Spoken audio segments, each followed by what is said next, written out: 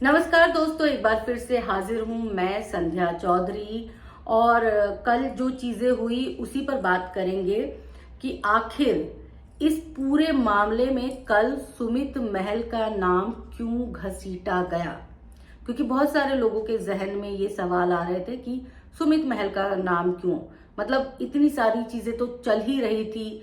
उसमें जगत भैया ऑलरेडी बदनाम हो ही गए थे, जगत दीदी का नाम आ ही गया था, तो फिर क्या जरूरत पड़ी थी कि सुमित महल का नाम बीच में लाया जाता।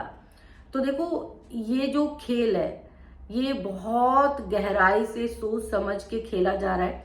और कौन सोच रहा है, कौन समझ रहा है, कौन साजिश कर रहा है, ये आप सब अच्छी तरह भली भांति अब समझ गए होंगे। क्योंकि अब कोई दूसरा चेहरा आपके सामने नहीं है। जगत भैया जो हैं वो अपने दिमाग का बहुत ज्यादा इस्तेमाल कर रहे हैं, मतलब एक्स्ट्रा इस्तेमाल करें, इतना इस्तेमाल करने की जरूरत नहीं है उन्हें। लेकिन ठीक है, अब वो आए हैं क्लीन चिट पर। उनका अगर आपने कल वीडियो लाइव जो भी वो आए थे आपने देखा होगा, तो उन्होंने सामने वाले पक्ष को क्लीन चिट देने की कोशिश की है पूरी तरह से। यानी कि आज से 15-16 दिन पहले वो जो बोल रहे थे सोशल मीडिया पर आके, यूट्यूब पर आके, अब उनके मुताबिक वो सारी चीजें गलत थी। वो आवेश में आ गए थे, वो गुस्से में आ गए थे, वो अपने स्टेट ऑफ माइंड में नहीं थे, और इसीलिए उनको कोई कठपुतली की तरह नचा रहा था। मतलब वो सिर्फ गुस्से में थे, वो बात करना चाहते थे, लेकिन दूसरे ने इसी बात का फायदा उठाया और उनको कठपुतली की तरह नचाने लगा। वो लेफ्ट कहता था तो ये लेफ्ट जाते थे, वो राइट कहता था तो वो राइट जाते थे। वो ये जगत भैया जो है उस वक्त इतने ज्यादा नर्वस थे, इतने ज्यादा परेशान थे कि उनके दिमाग में कोई दूसरी बात आ ही नहीं रही थी। खुद को जगत भैया ने पाक साफ साबित करने की कोशिश की, और जिस इंसान पर, जिस औरत पर उन्होंने बहुत ही घटिया इल्जाम लगाए थे, उनको भी क्लीन चिट देने की कोशिश की। और कहा कि मैंने आज तक, मतलब उससे पहले भी एक वीडियो आया था तब भी उन्होंने कहा था कि मैंने आज तक वो कुछ भी नहीं किया जो आप सब सोच रहे हैं। अब आप सब क्या सोच रहे हैं वो आप सब जाने, कमेंट में जरूर लिख दीजिएगा, बता दीजिएगा। तो आखिर इतनी भसड़ क्यों हुई, मतलब सोशल मीडिया पर ये सब क्या चल रहा था, और सामने वाला बंदा जब सही था तो खामोश क्यों था, और क्यों सामने वाले इंसान के भाई ने खुद लाइव में आके अपनी बहन की गलती को माना था। तो ये सारी चीजें बहुत ज्यादा उलझी हुई हैं। तो कोशिश करूंगी कि इस वीडियो में उन सारे तारों को, उन सारे धागों को आपके सामने वन बाय वन सुलझा सकूं। तो देखो, सबसे पहली कहावत से शुरू करेंगे कि धुआं तो वहीं उठता है जहां आग लगी होती है। जगत भैया किसी दूसरी तीसरी औरत का भी नाम ले सकते थे, लेकिन जगत भैया उसी का नाम ले पाए जिसके साथ उनका कुछ ना कुछ चल रहा था। अब वो कितना कुछ था ये नहीं पता, ये हम नाप तौल के बताएंगे भी नहीं, क्योंकि हमें खुद भी नहीं पता कि कितना कुछ चल रहा था। लेकिन चल रहा था, चाहे वो प्रेम प्रसंग हो, चाहे वो दोस्ती हो, चाहे कुछ भी हो, किसी भी लेवल पर हो, पर चल रहा था। दुनिया के सामने भाई बहन का नकाब ओढ़ा गया था, लेकिन पर्दे के पीछे कोई और खेल खेला जा रहा था। और बहुत सारी वीडियो से ये सारी चीजें साबित भी हुई है। कौन सा भाई रात के 3-3 बजे तक अपनी बहन के साथ बातें करेगा, सुबह 8 बजे आ जाएगा, दवाई देने के लिए आ जाएगा, पानी देने के लिए आ जाएगा। देखो, खुद के सगे भाई भी इतना केयर नहीं करते हैं। तो पहले तो लगता था कि यार कितनी खुशकिस्मत है कि देखो, सगा अपना भाई नहीं भी है जगत भैया, उसके बावजूद कितना केयर करता है। लेकिन बाद में पता चला कि ये रिश्ता तो कुछ और कहलाता है। खैर, तो जगत भैया सिर्फ उसी का नाम ले सकते थे ना जिनके साथ उनकी कोई सांठगांठ थी। उन्होंने नाम लिया सबके सामने, सोशल मीडिया पर उन्होंने वो नाम लिया जिसके मिलियंस में फॉलोअर्स थे। और जब ये चीज सोशल मीडिया पर उजागर हो गई तो जगत दीदी मुंह छुपाने लगी। जगत दीदी को आपने देखा होगा, उसके बाद वो सिर्फ एक वीडियो में आई थी जहां रोती हुई नजर आई थी। तो अगर आप झूठे होते हैं, सामने वाला अगर झूठ बोल रहा है, चाहे वो मेरे बारे में बोले चाहे वो आपके बारे में बोले, तो हम इतना बौखला जाते हैं कि हम खुद लाइव आके उसके जो बात है, गलत चीजें हैं, उसको डिनाई करते हैं और उससे सबूत मांगते हैं। और बाकायदा जगत भैया ने जो है वो अपनी वीडियोस में सबूत दिखाए हैं। तो उन्होंने कोई भी बात हवाई नहीं की थी। आज जो लोग पाक साफ बनने की कोशिश कर रहे हैं कि नहीं मैं किसी के कांटेक्ट में नहीं हूं, मैं किसी से मेरा कोई लेना देना नहीं है, तो आज भले ही सिनेरियो बदल गया हो, लेकिन पहले ऐसा नहीं था। पहले आप कांटेक्ट में भी थी, 3-3 बजे रात तक वीडियो कॉल चैट के माध्यम से आपकी बात भी होती थी। ये सारी चीजें जो है वो सामने आ चुकी हैं। तो अब आप इन सब चीजों से डिनाई नहीं कर सकते, भाग नहीं सकते, या फिर खुद को आप एक बार फिर से ये नहीं कह सकते कि सामने वाला बंदा गलत है मैं सही हूं। ये मैंने दूसरी बात का जवाब दे दिया। तीसरी बात ये कि जो दीदी हैं, हमारी जगत दीदी हैं, वो उस वक्त तो सामने नहीं आई, उनके घर के परिवार के लोग भी जो है वो सामने नहीं आए, वरना हमारे आपके परिवार के लोग होते, हमारे बारे में कोई कुछ गलत बोल जाता तो अलग ही एक माजरा चल रहा होता, अलग ही लेवल की लड़ाई चल रही होती है ना। तो जब अपना ही सिक्का खोटा होता है तो इंसान क्या करता है, चुप्पी साध लेता है और बोलता है कि यार ज्यादा बोलेंगे तो ज्यादा चीजें निकल के बाहर आएगी और ज्यादा बदनामी होगी। तो अगर आप गलत होते हैं तो आप कई बार चुप होना ही मुनासिब समझते हैं और सोचते हैं कि बातचीत थोड़ी सी ठंडी हो जाए ना ये मामला, तब जाके हम चीजों को सामने रखेंगे। और ऐसा जगत दीदी ने भी किया, कुछ दिन चुप रही, फिर उन्हें लगा कि अब मामला थोड़ा ठंडा होने लगा है, तब वो लोगों के सामने आए। तो सुमित महल का इसमें क्या रोल था? सुमित महल चूंकि जगत दीदी के मंगेतर थे तो उनका रोल तो बहुत बड़ा था, क्योंकि जगत भैया उनके संपर्क में भी थे। अब जगत भैया संपर्क में थे तो जगत भैया ने सुमित महल को अपने कॉन्फिडेंस में ले लिया कि भाई देखो मेरा ऐसे ऐसे चल रहा था, तो अब मैं जो है ये क्या करूं। सुमित महल ने जो भी सजेशन दिया हो कि भाई तुम सोशल मीडिया पर आग लगा दो या फिर उनके घर पर जाके बातचीत करो, मामले को सुलटाओ, ये हमें नहीं पता क्या सजेशन दिया गया वहां से सामने वाले बंदे की तरफ से, लेकिन सामने वाले बंदे ने तो उल्टी कर दी सोशल मीडिया पर।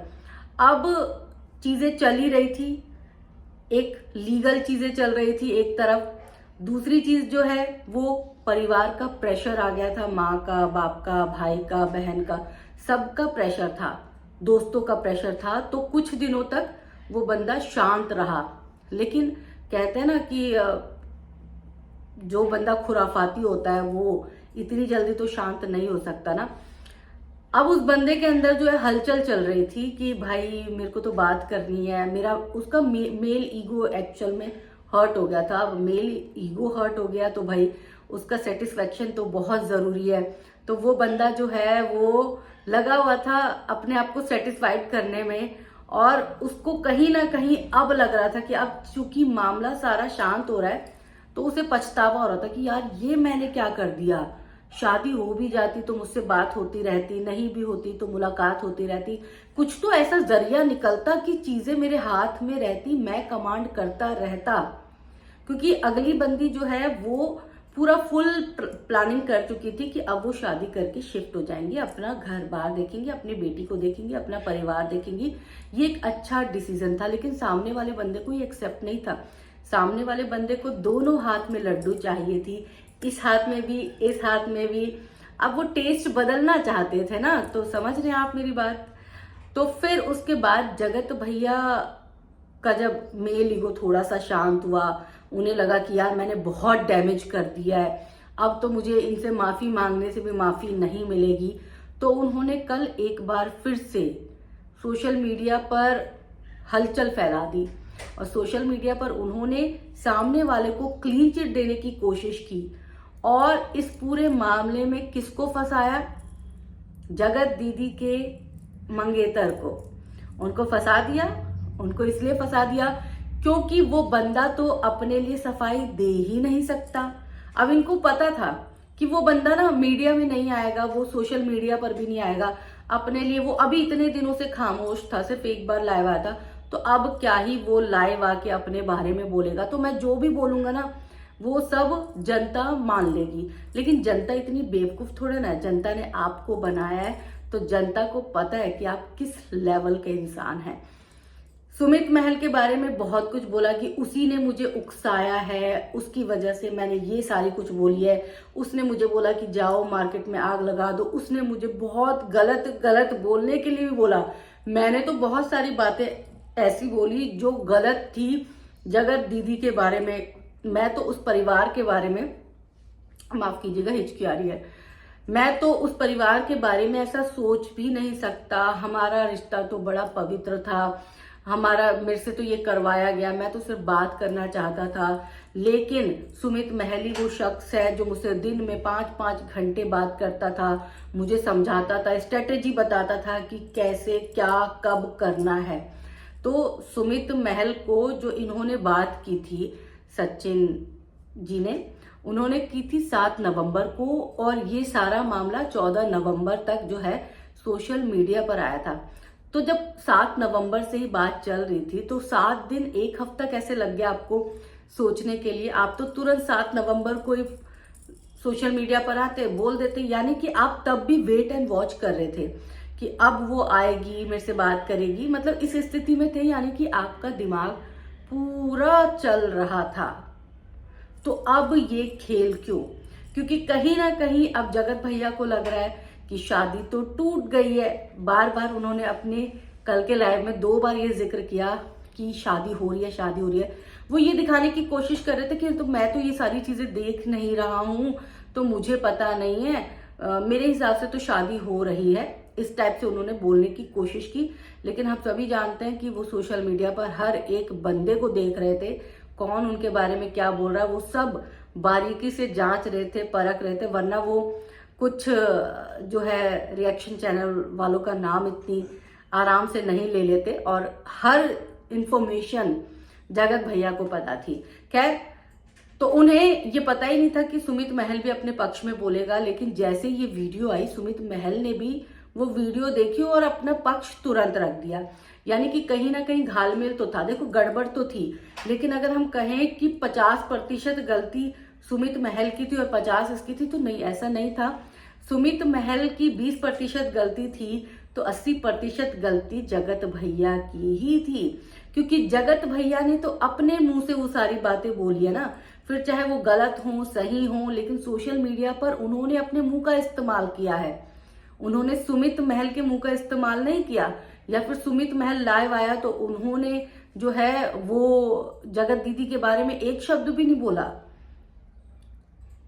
जब उस बंदे ने लाइव आने के बाद भी एक शब्द नहीं बोला और तुम लगातार इतने दिनों से बोले जा रहे थे, तो जनता किसको सच मानेगी? जनता किस पर विश्वास करेगी? जाहिर तौर पर जनता को पता है कि गलती सुमित महल से भी हुई होगी। सुमित महल ने भी एक आध बातें ऐसी जरूर की होंगी जो शायद उनको नहीं करनी चाहिए थी, लेकिन वो मंगेतर थे, उनको भी तकलीफ पहुंची होगी। उन्होंने भी शायद आपको कुछ ना कुछ ऐसा बोला होगा जिससे आपको लगा होगा कि ये मैं हथियार के तौर पर इस्तेमाल कर सकता हूं। लेकिन पूरा का पूरा ठीकरा फोड़ना सुमित महल के सर पर, ये हम सबको समझ में आता है। हम सबको क्या, फैंस जो हैं, जितने भी फैंस हैं, उन सबको पता है कि अब जो है आप लीपा पोती करने में जुट गए हैं। और वो इसलिए जुट गए हैं क्योंकि कहीं ना कहीं आपके दिल में ये उम्मीद जग गई है कि हो सकता है आज नहीं तो कल मेरी बात हो जाएगी। लेकिन जनता और साथ ही साथ वो इंसान जिसकी आप इतनी ज्यादा थू थू करवा चुके हैं समाज में, मुझे नहीं लगता कि आपको सेकंड चांस मिलने वाला है। तो आपने जो गलती की थी उसको एज इट इज ही रहने देते।